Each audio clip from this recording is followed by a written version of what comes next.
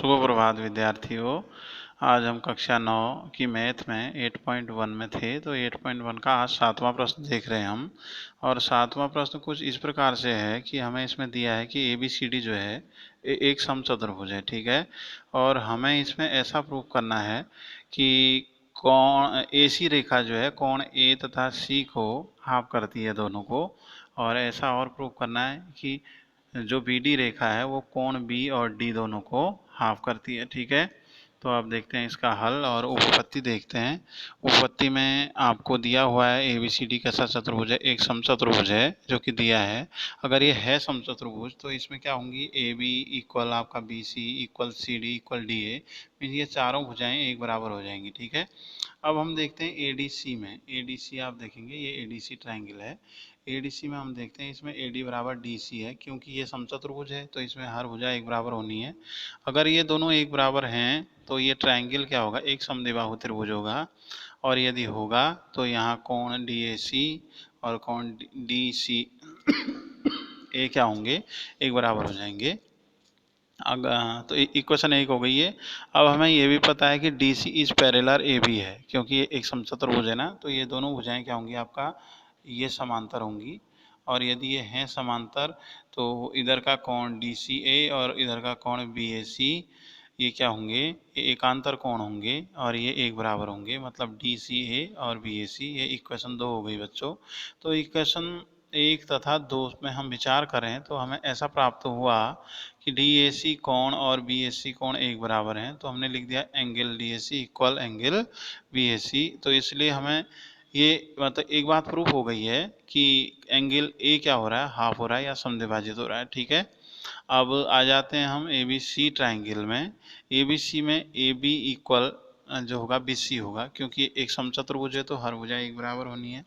एक ट्रायंगल में अगर कोई दो भुजाएं एक बराबर हो जाएं तो वह क्या होता है, वो एक समद्विबाहु त्रिभुज होता है। अगर तो ये भी क्या हो गया, एक समद्विबाहु त्रिभुज हो गया। और अगर ये हो गया तो यहाँ कोण BAC इज इक्वल कोण BCA हो गया, ठीक है।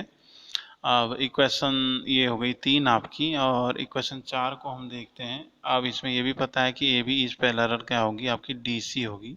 ये आपकी रेखाएं पैरेलल हैं और ये हैं, तो इसलिए कोण यहाँ DCA और BAC एक बराबर हो गए, क्योंकि ये एकांतर कोण हो गए।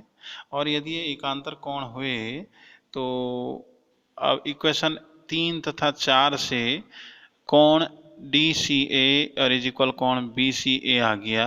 अगर ये दोनों एक बराबर हैं तो इसलिए C भी क्या हो रहा है, हाफ हो रहा है या समद्विभाजित हो रहा है।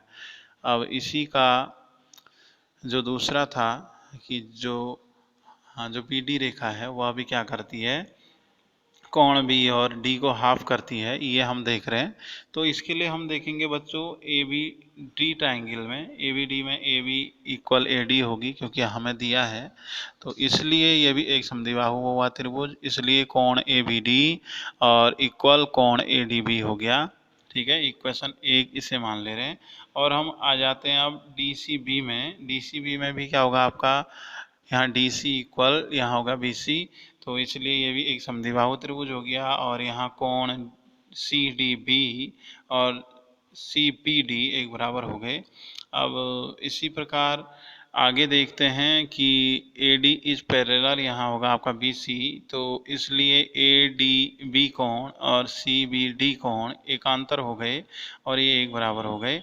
और DC इज पैरेलल AB है, तो इसलिए यहाँ CBD और ADB भी क्या हो गए, ये एकांतर कोण हो गए और एक बराबर हो गए। अब देखते हैं, हम विचार करते हैं इक्वेशन 1 का और इक्वेशन 3 का। यहाँ CDB के बराबर CBD है और ADB के बराबर आपका CBD है, तो इससे क्या हो गया, कोण ABD इज इक्वल कोण CBD हो गया। और ऐसा हुआ इसलिए क्या होगा, कोण भी हाफ होगा। और इक्वेशन 2 और 4 को देखेंगे तो इससे क्या पता लग गया, कोण CDB इक्वल कोण ADB हो गया। तो इस प्रकार से D भी हाफ हो गया। तो अतः ये सिद्ध हुआ कि कोण B और कोण D ये दोनों ही क्या होते हैं, हाफ होते हैं या ये समद्विभाजित होते हैं, ठीक है बच्चों। इसको आप लोग ध्यान से आप देखिएगा और कीजिएगा, ठीक है। Okay, thanks.